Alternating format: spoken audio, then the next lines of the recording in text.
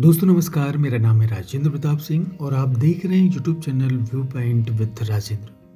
हमारी विरासत श्रृंखला के अंतर्गत आज के अंक में हम चर्चा करेंगे दिल्ली के कुतुब मीनार परिसर में स्थित लौह स्तंभ के बारे में।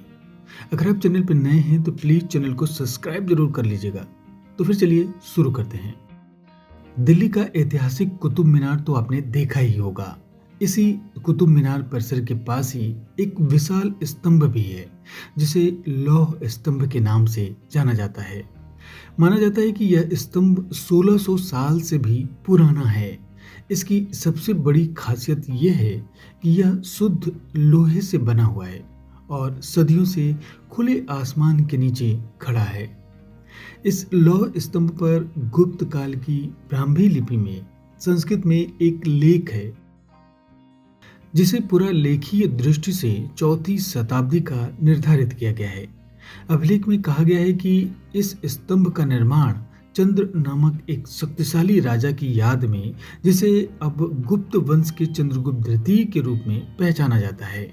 इस लेख के मुताबिक इसे ध्वज स्तंभ के रूप में खड़ा किया गया था। इस स्तंभ के ऊपर एक गहरा छेद है। यह संकेत करता है कि स्तंभ के इस अंग पर शायद गरुड़ की मूर्ति रही होगी, जो विष्णु के ध्वज के रूप में विष्णु मंदिर का संकेत देने के लिए उस पर लगाई गई थी। माना जाता है कि मथुरा में विष्णु पहाड़ी पर स्थित भगवान विष्णु के मंदिर के सामने इसे खड़ा किया गया था, जिसे 1050 ईस्वी में तोमर वंश के राजा और दिल्ली के संस्थापक अनंगपाल ने दिल्ली लाकर यहाँ कुव्वतुल इस्लाम मस्जिद के आंगन में स्थापित करवाया।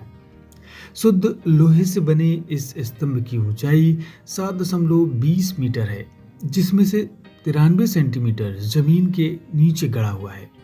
इस स्तंभ के जमीन के नीचे के भाग में जंग लगने के कुछ आसार नजर आते हैं, परंतु यह बहुत ही धीमी गति से लग रहा है।